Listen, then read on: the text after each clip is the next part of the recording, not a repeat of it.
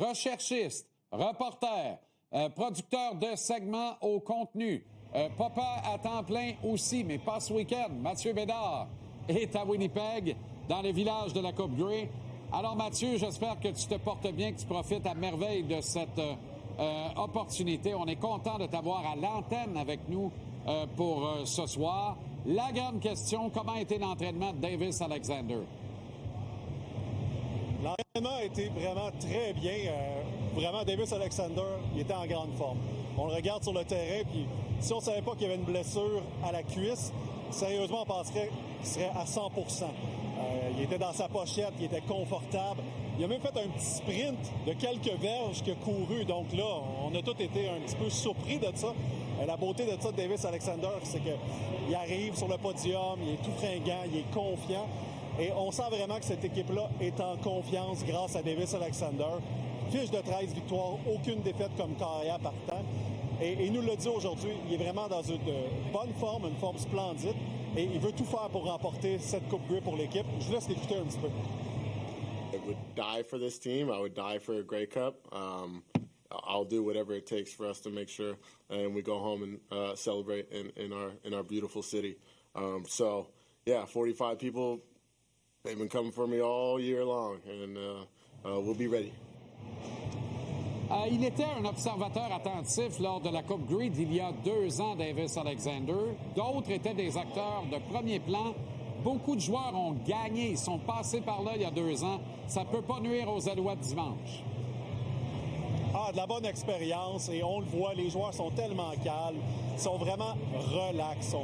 Ils se promènent, sont low profile. Ça parle, ça rit, tout sourit. C'est vraiment une belle ambiance sur le terrain. Il n'y a personne qui est nerveux. Autant le coach que les joueurs.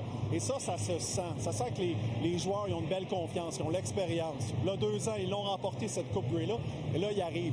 Et pour les vétérans qui parlent aux jeunes comme Jeffrey Quentin-Arcou, qui n'est jamais allé, bien là, ils peuvent leur dire, profitez-en. Nous, on en profite encore plus que là 2 ans.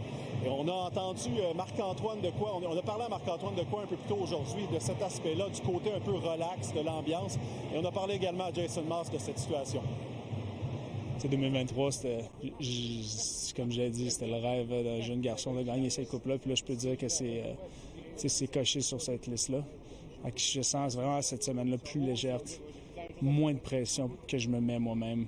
Puis j'ai vraiment du fun cette semaine. This season's been a lot of ups and some serious downs in the middle of it. And our guys just continue to play for each other, fight for each other. And I think they're just having fun in general. When you're in our locker room, when we do our bird's nest tomorrow, if anybody could ever get a glimpse of what that's like, to see what our guys are like around each other and how much fun they have competing with each other, watch our practices and see how much they enjoy doing that together. That's just practices and being around each other in the locker room. Then you get into games and it's there as well. They just love playing for each other, love the atmosphere. Pour moi, Mathieu, les Riders de Saskatchewan, c'est la plus grande franchise du football canadien. C'est extraordinaire ce qui se passe autour de l'équipe là-bas. Sauf qu'à la fois, c'est le Gaston Lagaffe de la Ligue. C'est une franchise qui, année après année, trouve des façons de perdre des rendez-vous importants. Et c'est un remake de la finale de 2009, cette finale entre les Alouettes et les Riders. Et on se rappelle que Montréal a eu une 2e chance de l'emporter par un coup de pied parce que Saskatchewan avait trop de joueurs sur le terrain. Ça s'invente même pas. C'était incroyable. 13 joueurs sur le terrain. Le botté est repris, les Alouettes réussissent, gagnent la Coupe Grey. Et des deux côtés, autant l'histoire des Alouettes, quand on en parle, tout le monde est là. Wow, quel moment! Je me rappelle, j'étais où en 2009. Et les fans des Riders, eux, se disent tous, c'est une catastrophe. On voit plusieurs fans des Rough Riders ici présentement à Winnipeg, au centre-ville. C'est un mauvais souvenir pour eux. Alexandre Gagné nous a parlé aujourd'hui. Il était des deux côtés, lui. Côté fan comme Montréal, mais il a joué également pour les Rough Riders. Donc, il se rappelle autant des deux côtés comment que ça s'est vécu.